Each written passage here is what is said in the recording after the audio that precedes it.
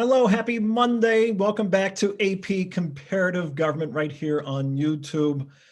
I'm Andrew Kinane, broadcasting again from Studio Room 2C, where there's always room to see how countries compare. And I hope you have room to see the nice haircut I got, a little too much on one side, from my son, Pete the barber. I did not know he had barber skills, but I will definitely be going back to Pete's shop before this is all over. So welcome back, whether you're tuning in live or late at night or early in the morning, getting ready for your AP comparative exam. We're happy that you're tuning in. We are in review week, and that leads us into prep week next week. We have 2 weeks until AP tests start on May the 11th. I know I have students taking the AP US government exam on May the 11th. The AP comparative exam, of course, is on May 22nd. So these next 2 weeks are meant to go through some review, lots of practice questions, lots of modeling, good answers for some tips.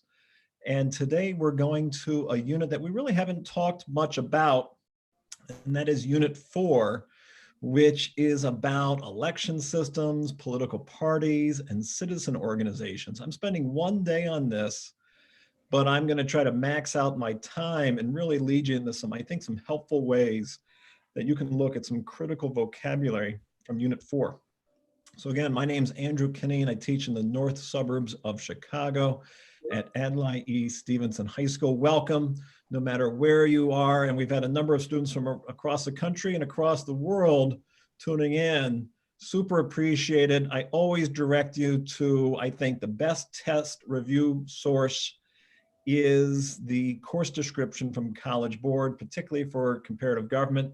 It has a lot of detailed lists of country content for our 6 AP comparative government countries, as well as those concepts that are essential that we know are going to be part of the 2 FRQs, both the argument essay and the quantitative analysis. You can go directly to the document here.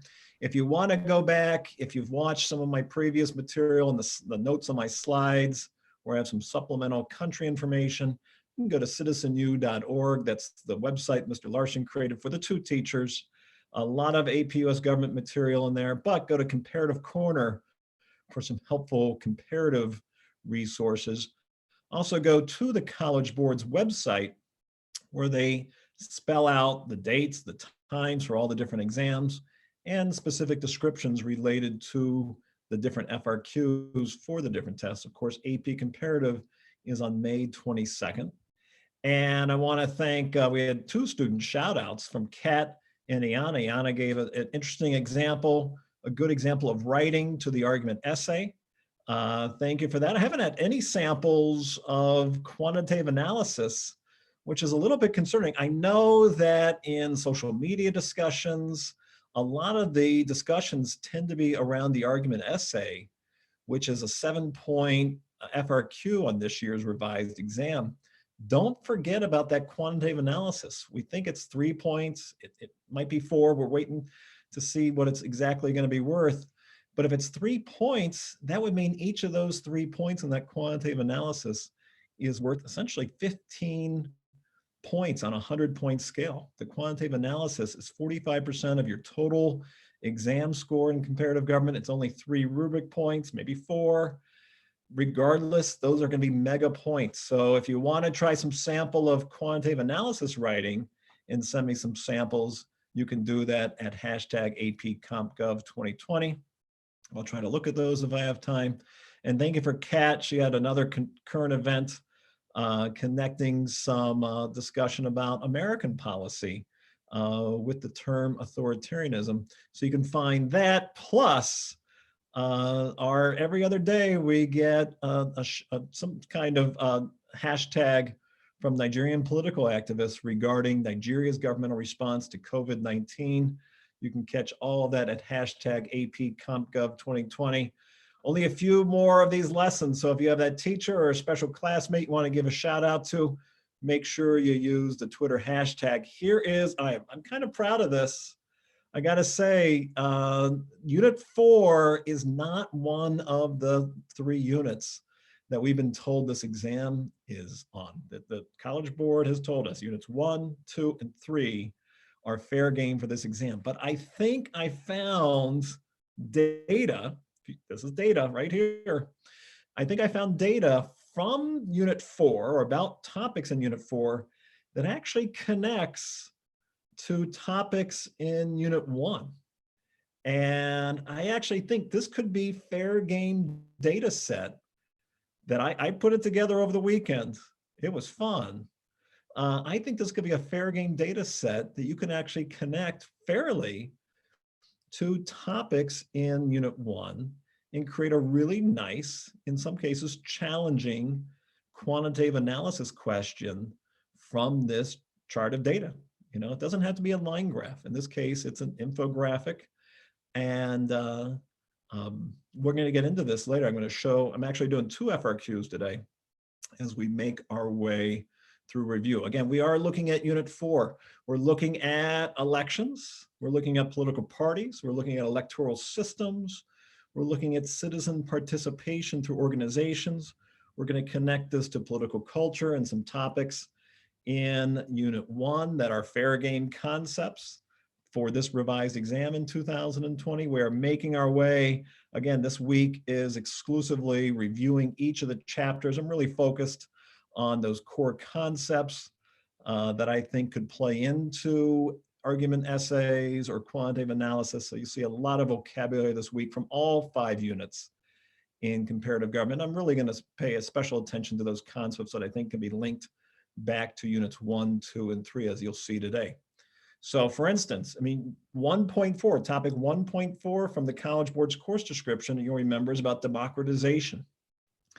And they gave us a definition of democratization in the course description. That's the nice thing about the course description, is that we see specific definitions that are coming from the course description. So democratization, the process that results in the following over time: more competition, fairness, and transparency in elections, increased citizen participation in policymaking, universal suffrage for adult citizens. So those are components that you should know about democratization. Right? So you should know that concept.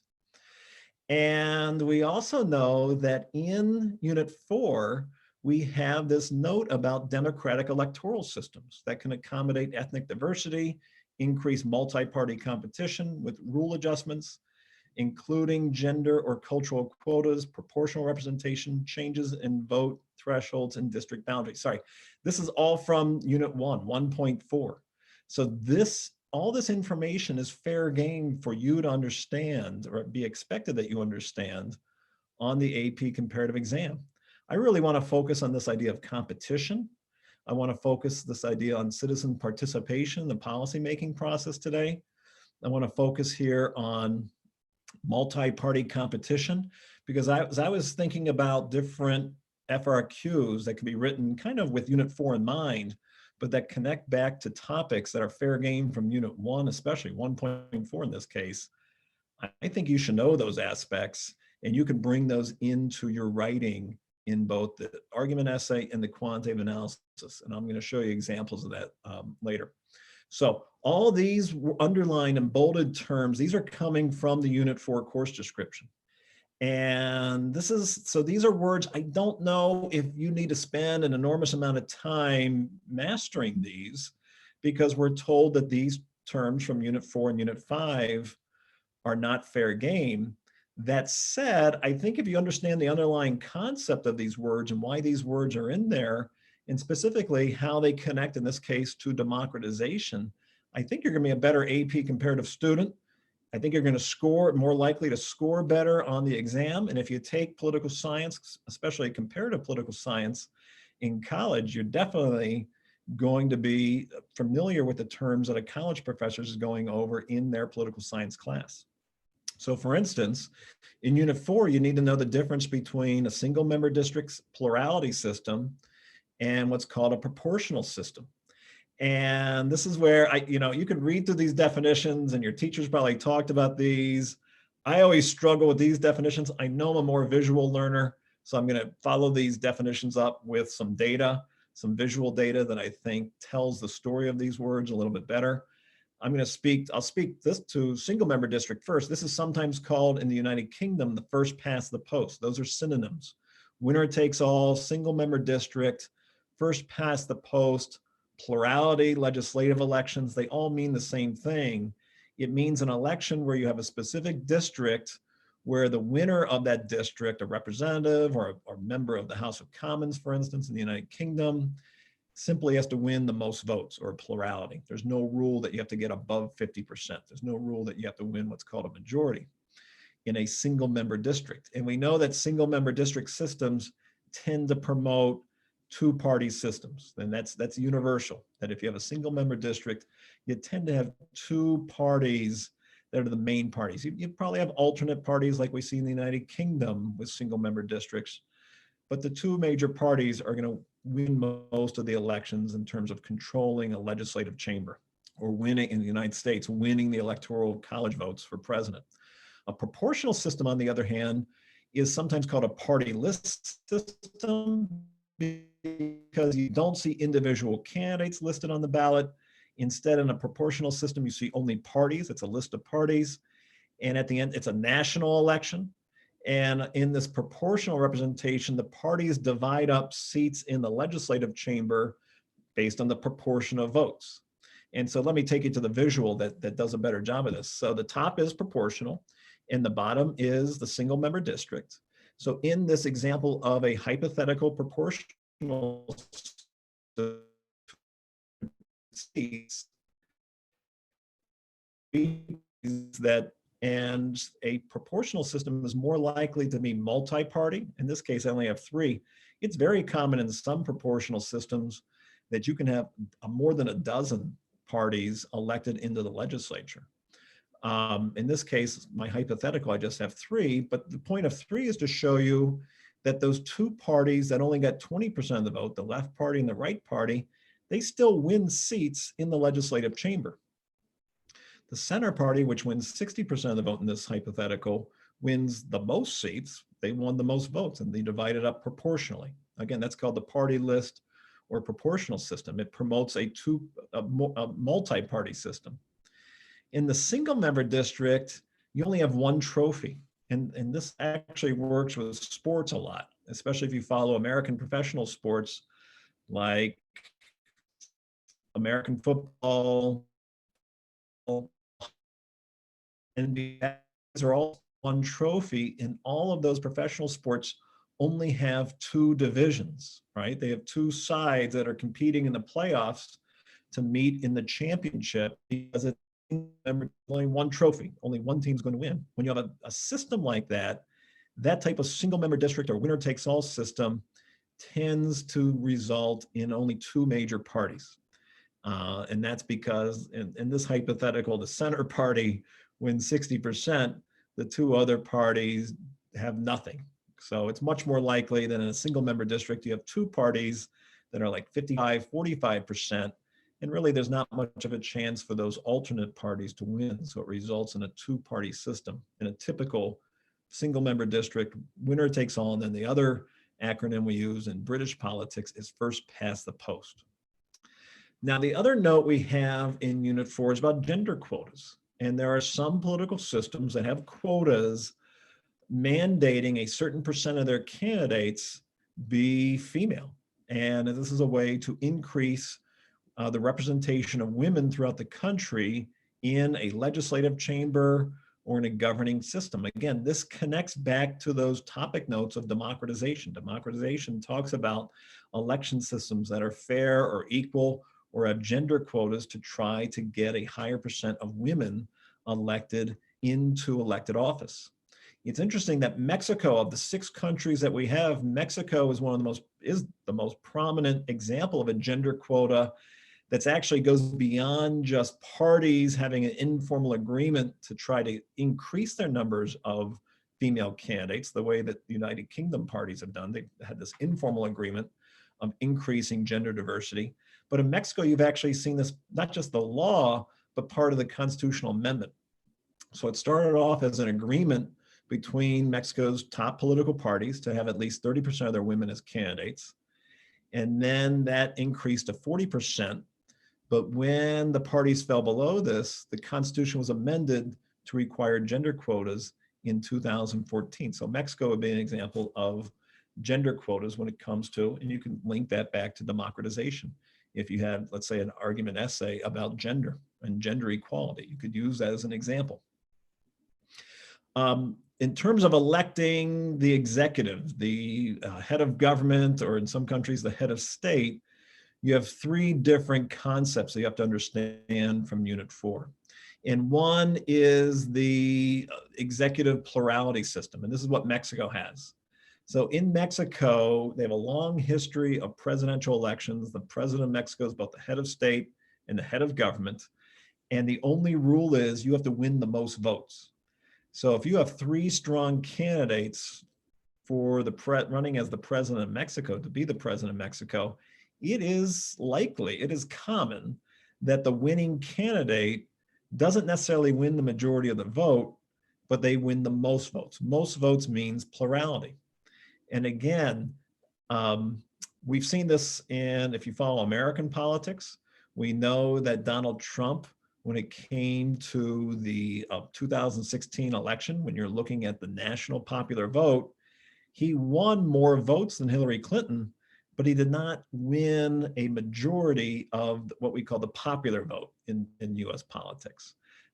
He won a plurality, he won the most. So Mexico's system does not have an electoral college, but the rule is simply you have to win the most votes, you have to win the plurality. Now, the more common executive election system we see in comparative government is the system that's used in Iran to elect the president, who's the head of government, or in Russia to elect the president. And in Russia, the president is the head of state. And in what was called a second round runoff election, you have the potential for 2 rounds. In a second round runoff election, a president must win a majority of the vote. They must win at least 50% plus 1 votes. That's the definition of a majority. And a candidate could win that majority in the first round, which in more recent years is much more common in Iran and in Russia. Or if you have a really competitive election in that first round, maybe you have 4, 5, 6 candidates in a really competitive election, a second round runoff election means that you're going to have a runoff election in a second round at a later time because none of the candidates in the first round achieved the majority. This is quite common in France, where the French president is elected with this system. And it's actually really common that you'll have a dozen candidates in a French presidential election in the first round. The second round is maybe between 2 candidates who got maybe 38% and 25%. Those 2 candidates will run in the second round, and then you're guaranteed that one of those 2 candidates will walk away with a majority of the vote. That's the more common way that you see a second round runoff election system. But in a less competitive election system, like Iran and Russia, those presidential candidates who win in that first round typically win with a majority because there's really not much election competition in those 2 countries, despite them having elections. The other rule sometimes, and I just described this as a majoritarian rule. You actually see this in Nigerian presidential elections as well. In Nigeria, the rule is that a candidate has to win a majority of the vote. And remember, in Nigeria, they have that added rule that they have to win at least 25% support in at least 2/3 of Nigeria's states. And they have to win a majority of the vote. So that's what's called a majoritarian rule. Multi-party system. I want you to remember this term because you're going to see this in one of the FRQs. Multi-party system is when elections feature more than 2 parties competing for governing power. The best example we have for this is Mexico. United Kingdom is more of what's called a 2-party system. We know that their power really shifts between primarily the Labour Party and the Conservative Party. We know in the United Kingdom there are other alternate parties, and sometimes they do fairly well in Commons elections, but none of those alternate parties in the United Kingdom actually have come close to getting a majority of the seats in the House of Commons. But however, in Mexico, we have seen all 3 of these parties in the last 20 years.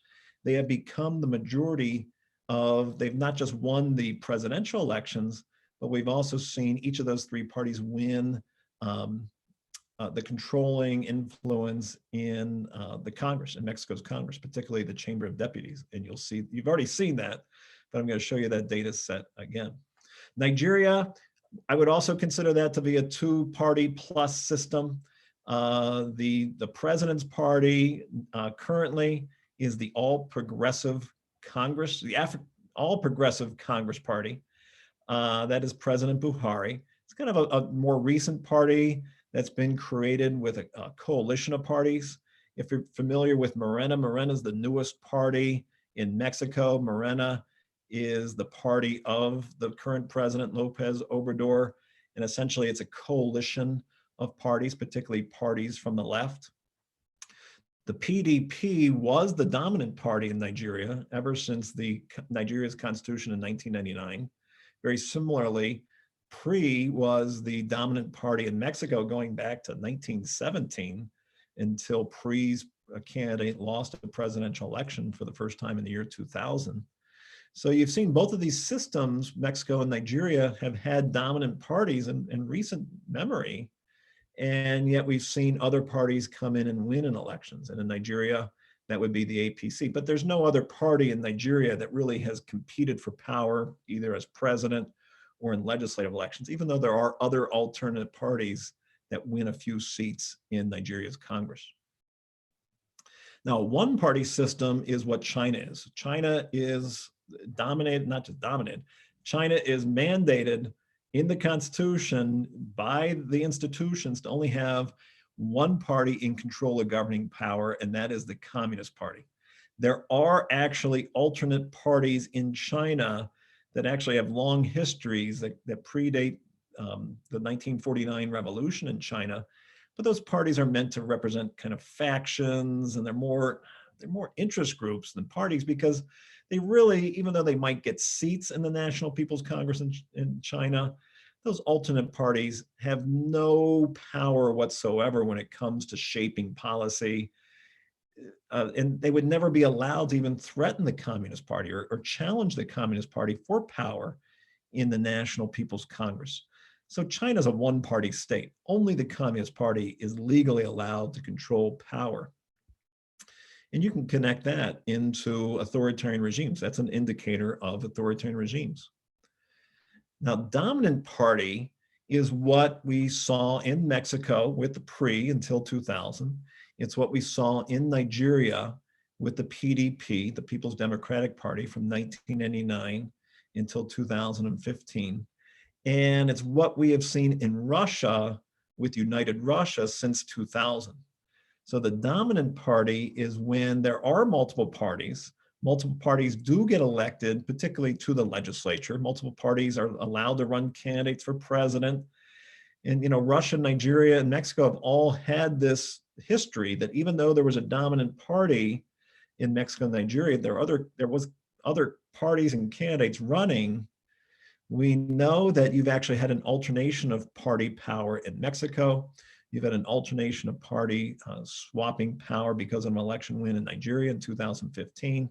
That has never happened in Russia. United Russia has never lost control of the Duma. United Russia has never lost a presidential election since 2000. So Russia would still be considered to be a dominant party system now. You see this, typically a dominant party system. A lot of times that dominant party can be called a catch-all party. A catch-all party is a party that really doesn't have a set progressive or neoliberal ideology. A catch-all party is just a party that makes decisions kind of to keep itself in power. And an example of a catch-all party from our countries would be United Russia today, with Putin's control of United Russia and Russia's government. And then PRI, particularly when PRI was the dominant party of Mexico, there really wasn't an ideology. Sometimes it was economically conservative, if you will, or socially liberal. It just depended on what the policy was that was going to keep PRI winning elections. That's why it was considered a catch-all party, particularly when it was dominant. El dedazo is one of my favorite words in AP comparative government. This is when Mexico's did have a dominant party with PRI. We know that Mexico's president was limited to 6 years in office, and that president would step down.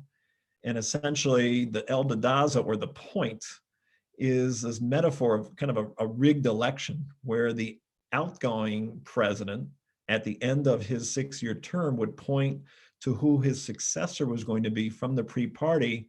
That person was guaranteed to win the election. And so it was a way of one political leader pointing to the next leader. And yeah, they had elections in Mexico during that time, but elections didn't matter. They weren't competitive. And if they did get competitive, they were rigged in favor of pre, because it was actually the point that indicated who the next leader was going to be. That was the most important factor. Patronage is a term that we see even in democracies.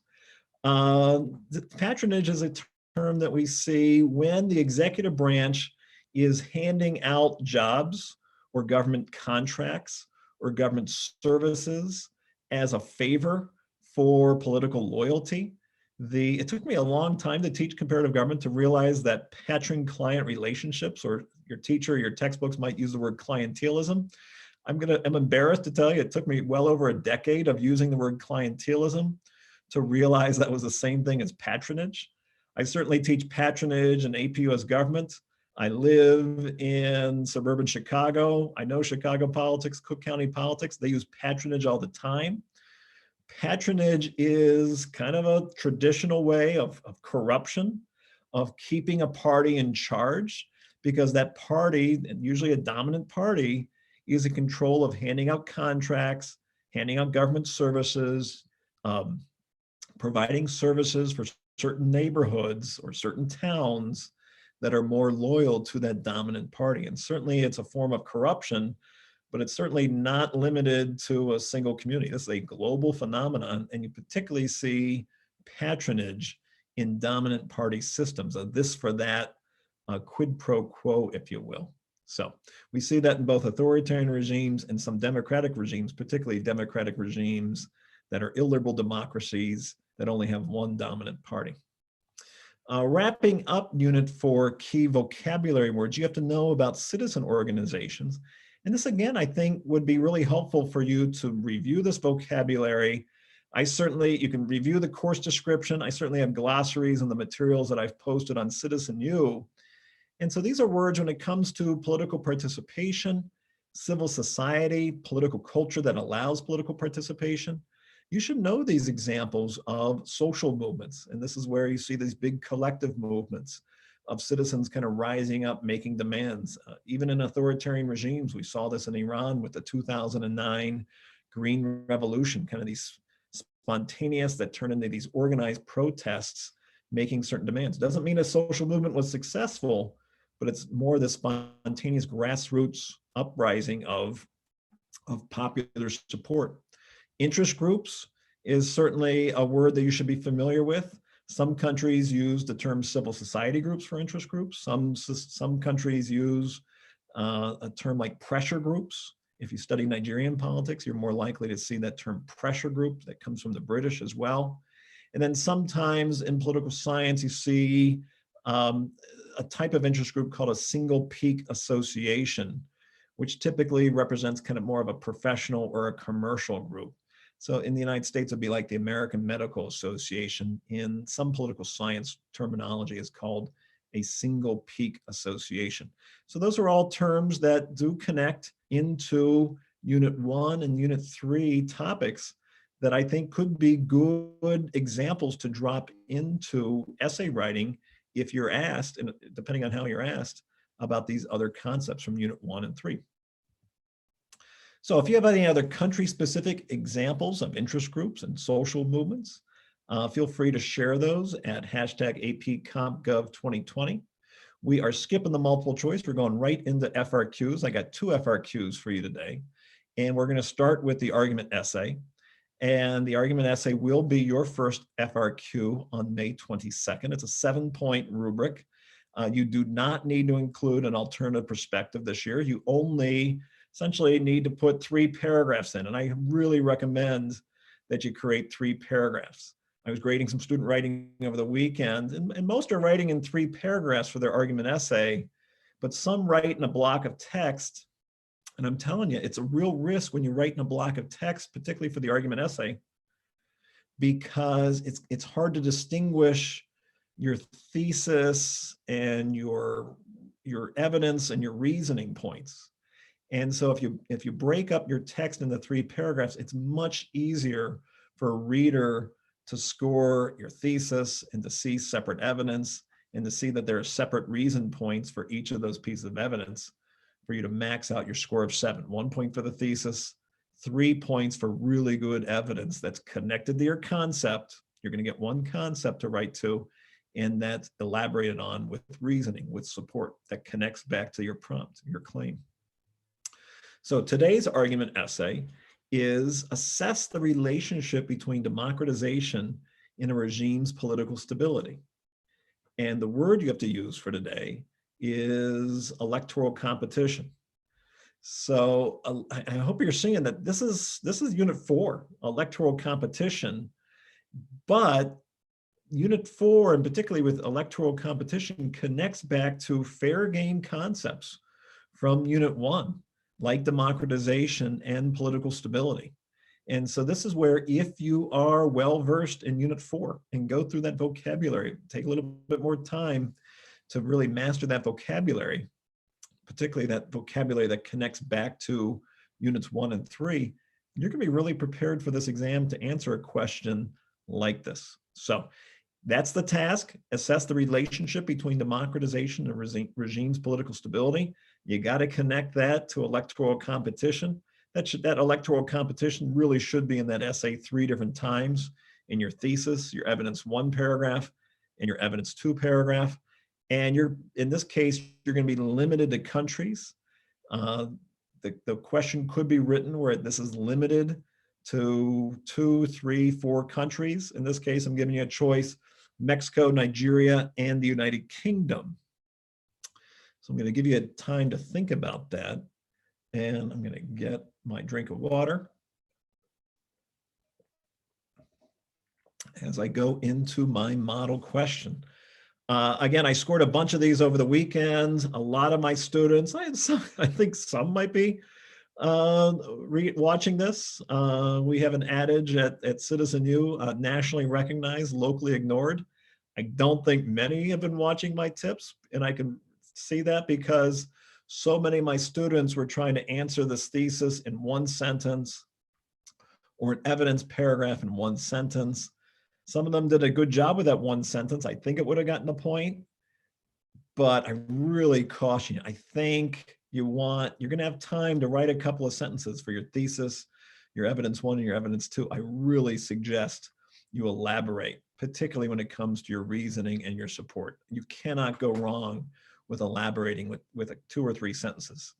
You can write a base sentence for each of these 3, the thesis, the evidence 1, the evidence 2, but I would really go back and I would elaborate both to make sure you're maximizing your chance for a 7 out of 7.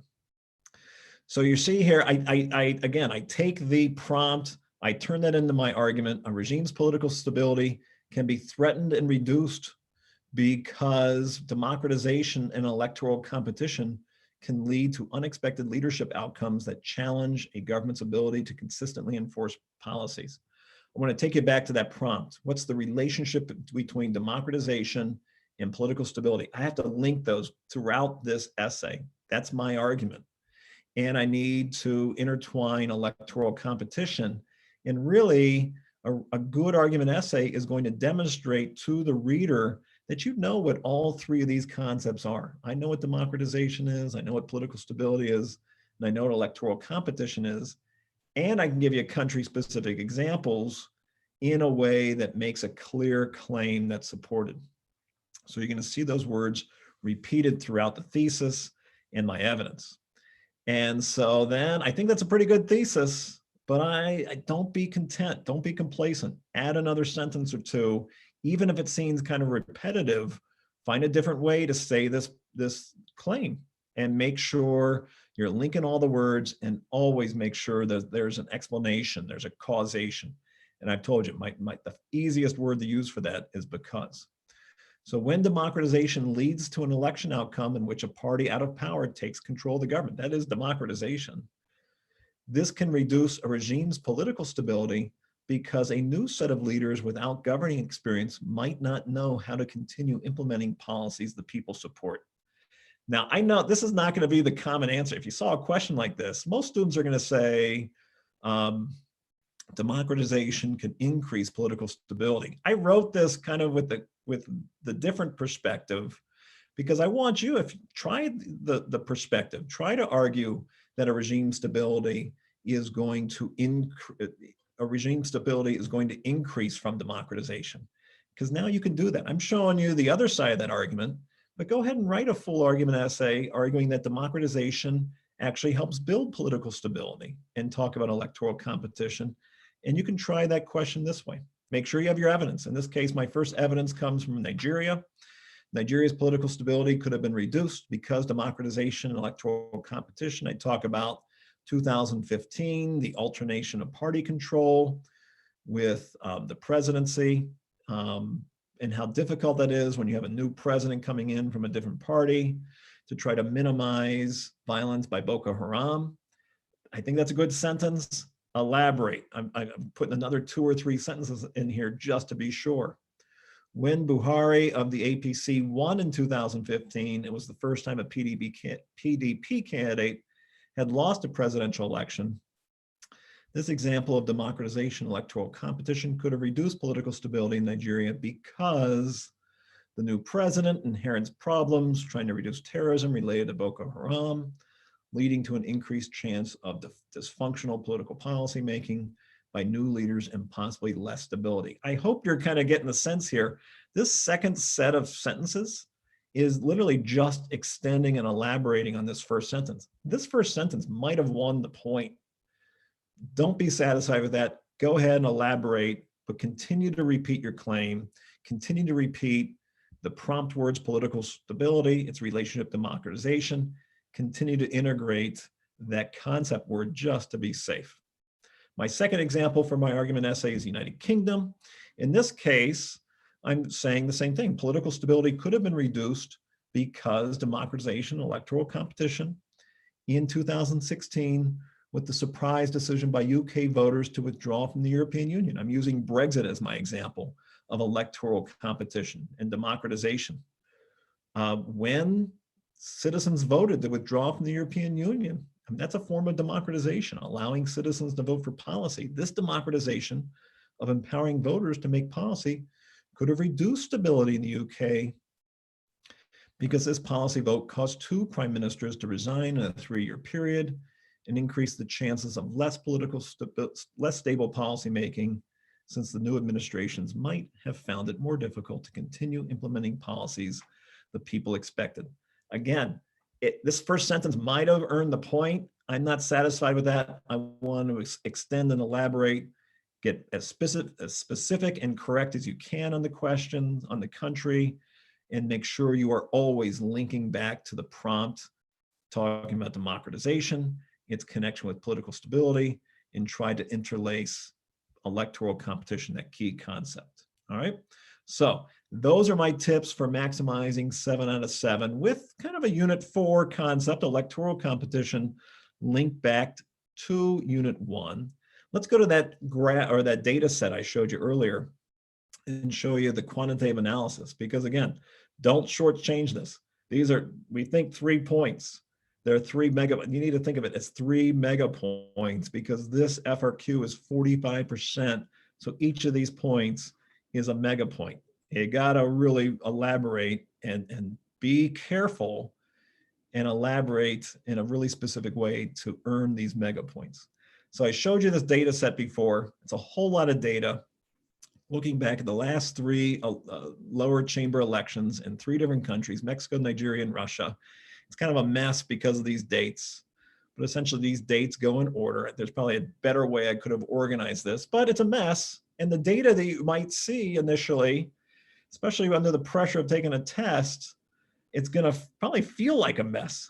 Take a deep breath, read the title, figure out what the data is saying. Use your data literacy skill. Read the title, read the labels, and then you can think about the numbers, but you don't need to go analyze the numbers until you see the questions. I would really use your reading skills first to understand what is this data set about. And then you can read the footnotes here. We nice little abbreviations for all of our different party acronyms, and then figure out what's the question asking. So, and you're going to see, we think, a similar pattern of the skills that you're going to be asked to do. So this first one's probably going to be explain a pattern or a trend. The second one is going to be probably draw a conclusion. And the third one is going to be explain how the data relates to one or two countries. So that's what this is asking. It's 3 different points in this case. I have labeled, and let you see what the question is, a pattern of the data that relates to illiberal democracy in Russia. So you got to talk about illiberal democracy, and you got to link that data to Russia. So now you can go back to that table and just focus on the Russia examples, right? And how does this show illiberal democracy? Remember, if you're asked for a pattern or a trend, there is a rule on this. It has to describe 2 specific pieces of data, at least, from that data set. You have to link it to 2 specific citations of data. I graded a bunch of these for my class, and I'm going to tell you, the very common error that students have made, and I've talked about this before, is that students will generalize data on this quantitative analysis. They'll summarize it. They won't actually use the numbers from the data set, and that's a problem, because if you're not using the numbers or the labels or something, if you're not bringing specific information from that data set, you're going to lose out on what could be easier points to get. So in this case, a pattern of data that relates to illiberal democracy is the lack of competition evident in Duma elections, since United Russia has dominated election outcomes by winning so many more seats than the next closest party. And then I list specific data. Here's my pattern. Here's my trend. I think I've won the point in this first sentence. I think I've done everything it asks you to do. I'm not satisfied with that. I'm going to add another sentence. This pattern of data reflects illiberal democracy in Russia because even though people have the right to vote for members of the national legislature, no party has come within 146 seats of challenging Putin's United Russia Party since 2007. I think I might have gotten it for this one too. I have 2 different pieces of data, 146 since 2007. That's probably not as strong as my top sentence, but no doubt about it. With those 2 sentences, I'm winning that mega point for relating data to illiberal democracy in Russia. Be complete. The second mega point here is coming from draw a conclusion. Draw a conclusion is think of it as just a synonym for explain how. But you're allowed to, draw a conclusion. Do what it asks you to do, but make sure you use a causal word like because. And you have to now draw a conclusion about multi-party competition in Mexico. I like this question a lot. I was happy that I found this data because I think this is a really fair game question that links Unit 4 into concepts from Unit 1, like multi-party competition. I simply use the data from the data set about Morena getting a majority party control in the Chamber of Deputies rather than PRI. So you see this alternation of parties. In addition, the data on the table indicates that Mexico has a high degree of multi-party competition because even though PRI was the top party in the Chamber of Deputies, it didn't have majority of seats in the chamber. PRI falls to 3rd place. I even mentioned PAN to make sure that I have 3 parties. I don't know if you need to reference 3 parties for this, but just to be safe, I did. I've referenced PAN as 2nd place in 2018. It's got data all over the place, and I'm connecting it to multi-party competition in Mexico with my causal words, because. Finally, my last mega point is connecting my data to democratization in Nigeria. Data in the table relates to democratization because the PDP moved from being a majority party in the House of Reps after the 2000 election to the majority party in this House after both 2015 and 2019 elections. Again, that might be enough. I want to elaborate. Democratization includes an increase in electoral competition. Here's why I'm showing off to the reader that I know what these words mean. It's a sophisticated way of proving that you know what democratization is. It's going to help you win points to show off that you know about these words. Just don't drop the words in. Try to give a short summary. This type of competition is seen with the APC first winning majority control of the House of Reps from the PDP in 2015. Again, using specific elements of data, connecting it back to my term democratization, and making sure I'm explaining how with my because or is seen with. I think those are the ways to win those mega points in the quantitative analysis. So go back, read through Unit 4, look at those key vocabulary. You can look through my glossary that I have in my materials at citizenu.org in the comparative corner. That's a quick place to look at the vocab words from the Unit 4 course description. Consider how those link back to these key concepts from Units 1 and 3. And I think you'll quickly just do some critical thinking. That's a good way to prepare for the exam for a whole host of different concepts. If you can think of other connections between Units 4 and Units 1, 2, and 3, tweet those out to our hashtag at APCompGov2020. Again, I posted on CitizenU. If you're watching our Unit 3, it's an easy place to access all the FRQs that I used for Unit 3, plus my model answers. You can also go to CitizenU Comparative Corner to access that document. If you have suggestions for argument essay or quantitative analysis for Unit 5, we're going to do Unit 5 tomorrow. Plus, I think we have a guest speaker. I'll have some time to do probably one or the other, so feel free to suggest that. I should note that College Board has partnered with a group called quill.org to provide free online tools to improve writing skills. You can practice building sentences. Quill can give you immediate feedback on how to revise and strengthen your grammar and syntax. You can learn more at quill.org/AP. Tomorrow, we are moving on to Unit 5 review. It's review week before prep week next week. Thank you for tuning in to AP Comparative Room 2C, where there's always room to see how countries compare. Have a wonderful evening and be well.